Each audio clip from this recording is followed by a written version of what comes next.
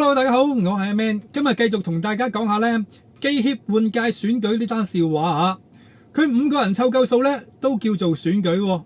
記協原本喺今年6月中呢就要選新一屆嘅執委會噶啦，咁點知啊提名期完咗呢都湊唔夠人數參選喎，搞到呢現屆嘅執委呢要延任多3個月，捱到最近啦，終於湊夠最低門檻嘅5個參選人，佢哋計劃啦喺8月8號呢就換屆。咁5個人係邊個呢？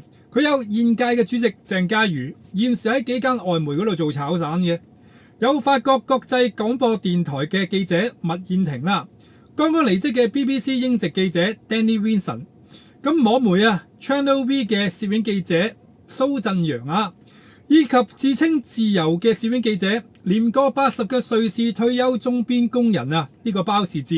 咁我哋睇清楚啦，5個人裏邊呢只有1個呢任職本地嘅小眾網媒啊。其餘4個都係外籍或者係外籍背景嘅，仲有唔少人係離職啦、兼職啦、散工。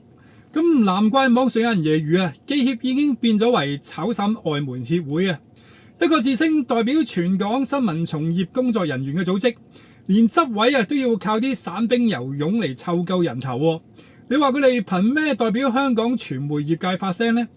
佢哋真係有心搞好業界嘅待遇，改善工作環境，定係想只係留個殼，繼續為國際上邊喺度做把聲音呢？咁最令人搞笑係呢，就係包士哲呢位參選人啊！呢位瑞士籍嘅阿伯呢，本身係做鐘錶生意嘅商人嘅，退咗休之後啦，就開始玩攝影啦，做呢個業餘攝影師、攝影愛好者啊！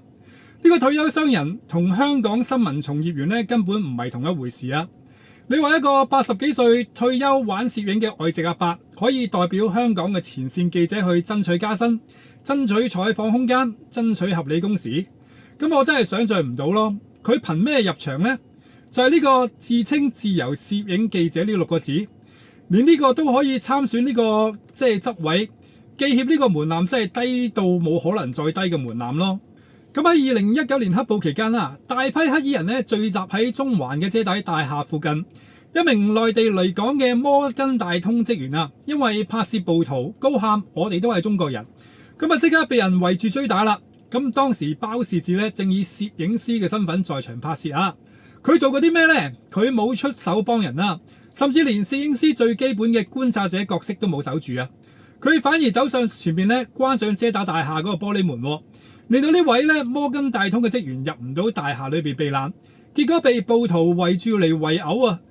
之後同年12月23日啦，包士哲呢被香港警方涉嫌以協助及教唆在公眾地方進行呢個擾亂秩序嘅行為被拘捕啊！咁喺黑暴期間啦，一大堆人呢着住件記者背心啦，拎住部相機就話自己係記者啊，用記者呢個身份做擋箭牌啦，喺現場肆無忌憚阻住警方去執法啊，挑釁警員，甚至幫暴徒去開路掩護啊！呢啲畫面我哋香港人都見過晒噶啦，唔需要我多講。包士哲係咪其中一個呢？就見仁見智啦。但係呢啲現象呢，本身係傳媒界嘅恥辱。而記協當年做過幾多把關嘅工作呢？大家心裏邊有數啦。呢啲年啊，記協最擅長做嘅嘢呢，唔係爭取同行嘅利益啦，而係一次一次呢，把整個行業呢綁上呢個政治嘅戰車喎，將啲專業嘅議題呢政治化，變成外部勢力唱衰香港嘅傳聲筒啊！而今次執委名單呢，正正係佢哋政治本質嘅最好嘅證明啊！今日香港傳媒行業最需要嘅呢，係研究點樣喺新時代裏邊轉型升級啦。面對 AI， 面對新媒體，面對收入模式嘅轉變啊，點樣繼續做好呢個客觀專業報導同埋監察者嘅角色啊，而唔係呢唔顧呢個是非曲直，永遠站喺政府嘅對立面，甚至背棄呢個法治精神。一個靠外媒散工啦，同埋退休鐘錶佬擔正嘅所謂工會，代表唔到香港新聞界啊，亦都只會成為整個行業嘅負擔。與其繼續喺錯嘅路上狂奔到車毀人亡啊，不如早日解散，為自己嗰段唔光彩嘅歷史畫上句號。